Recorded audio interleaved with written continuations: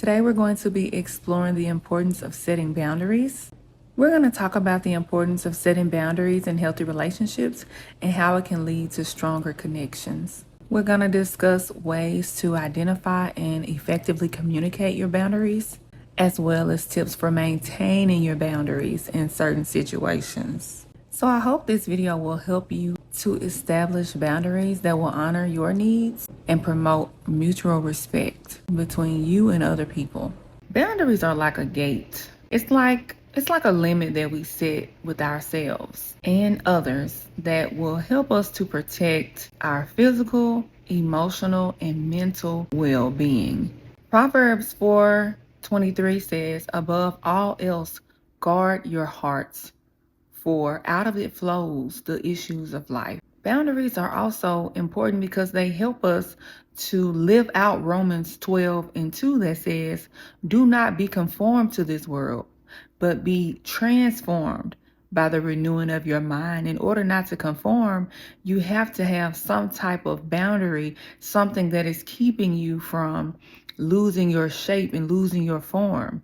And that is what a boundary is like. And we're talking about boundaries because healthy boundaries are very important. They are so important for maintaining healthy relationships as well as your own self-respect. If you're somebody who is a people pleaser or used to be a people pleaser, you know how a lack of boundaries can ultimately end in a lack of self-respect for yourself and a lack of respect people have towards you. 3 boundaries that we want to focus on today are going to be physical boundaries, emotional boundaries, and mental boundaries. If you're wondering if this video is for you, if you've ever experienced any of these things, then you might be somebody that has weak boundaries or a lack of boundaries. Some of these things can look like overcommitting, people pleasing, feeling overwhelmed, having a difficulty saying no. These are signs that you have weak boundaries, and we cannot serve God with a people-pleasing spirit.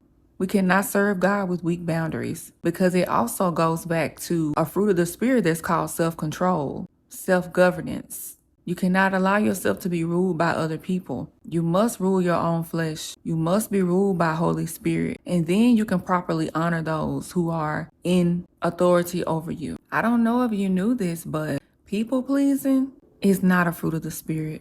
Nope.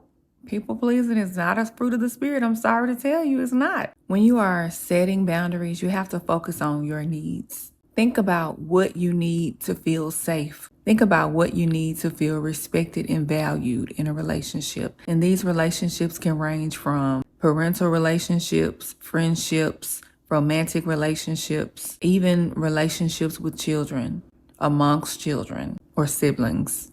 Colossians chapter 4 verse 6 says, "Let your conversation be full of grace always, seasoned with salt, so that you may know how to answer everyone."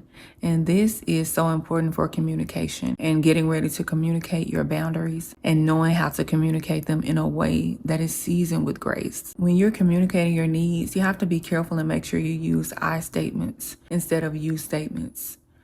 You don't want to start off saying, "You make me feel like this." You want to make sure that you're going to be using I statements because this can help the other person to not get offended about what you're about to say. So you want to make sure you're using I statements, just communicating how you feel without blaming anybody, and make sure you're doing it in a respectful way. When you're setting these boundaries, the most important thing is to make sure that you honor your own boundaries, that you honor yourself. It's nobody's responsibility to honor your boundaries if you are not fully committed to honoring your own boundaries. This is how a lot of women get in trouble because the woman will say one thing with her mouth, but then she turns around and dishonors herself. This is a key identifier for a man who is not pure, for them to know, okay, this person has a difficulty saying no. This person is a people pleaser. I'm pretty sure I can get whatever I want out of this woman.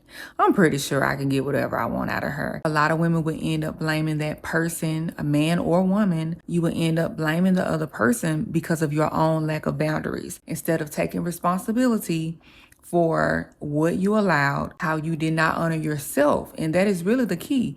You did not honor yourself. And it's nobody else's fault except yours. In order to be somebody that maintains their boundaries, you have to be someone that's going to prioritize self-care, because this is going to help you refresh and be able to maintain your boundaries in an effective way. If you're tired and overwhelmed, you're more likely to do something that will go against your character or your boundaries. You are more likely to make a wrong decision and dishonor yourself if you're overwhelmed, and if you have not taken the time to care for yourself and give yourself what you need, whether that's a healthy meal, maybe it would have been a walk around the block, it may have been just sitting in your car for 10 minutes, whatever you need to do to decompress from your day and be able to not be overwhelmed. Definitely prayer and worship is something that helps to combat overwhelm. You don't want to be someone who is constantly overwhelmed, constantly in anxiety, because you're going to do something that's going to dishonor who you are and bring disrespect to yourself. In life, we have different relationships. We have family relationships, we have work relationships, and we have friendships, amongst other ships. All the ships, we got them. You have to be able to set boundaries in these different relationships. And sometimes it can be hard to set those boundaries in family relationships. But we have to make sure we do it, because it's going to help us have a healthy dynamic amongst each other. Boundaries in these different relationships is really to protect the relationship. It's not a bad thing. Boundaries help protect your relationship because it lets people know what is acceptable and what is not acceptable. It lets you know what's acceptable and what's not acceptable. I've always felt like boundaries and rules are protection. I think what a lot of people take an issue with when it comes to setting boundaries is feeling guilt over setting those boundaries. You have to realize that setting boundaries is not selfish, but it's necessary for self-care. And I hear a lot of people talking about self-care. And self-care is important because we are the temple of the Holy Spirit. Self-care is not watching a dirty TV show on the TV because you know it would grieve the Holy Spirit. So we have to just get a better understanding of what self-care is and not take it from a selfish standpoint as much of the world does. A lot of things that keep us from setting the boundaries that we need to set is a fear of conflict. And I used to suffer with this so bad. I used to be someone who would try to avoid conflict to the point where I became like a rug that people could just walk on. And that wasn't even my true personality, but it was a choice that I made as a child to say, I'm not going to be someone that is confrontational. I'm going to be a people pleaser because I don't want to go into conflict. I don't like conflict. I want to avoid conflict. So I'm not going to stand up for myself. But of course, now I know that conflict is good, especially when it's done in a healthy way. We have to practice assertive communication with compassion, and we have to remember that a healthy conflict can lead to a stronger relationship. And y'all seen this when you were in school. You would probably get into it with the bully or whatever, somebody you would get into it with them in school. Y'all would fight one time, boom, conflict solved, now you best friends. It's just like that. We can't be afraid of conflict because God has not given us a spirit of fear, but of power, love, and a sound mind. Definitely focus on the love part of it. And that is 2 Timothy 1:7. I hope this video gave you some tips and even reassured you that you can set boundaries and not feel guilty about it. And to understand that boundaries are important and they help you preserve yourself, they help you preserve your purity, and they help you preserve your relationships. So I'll see you all next time. Bye-bye.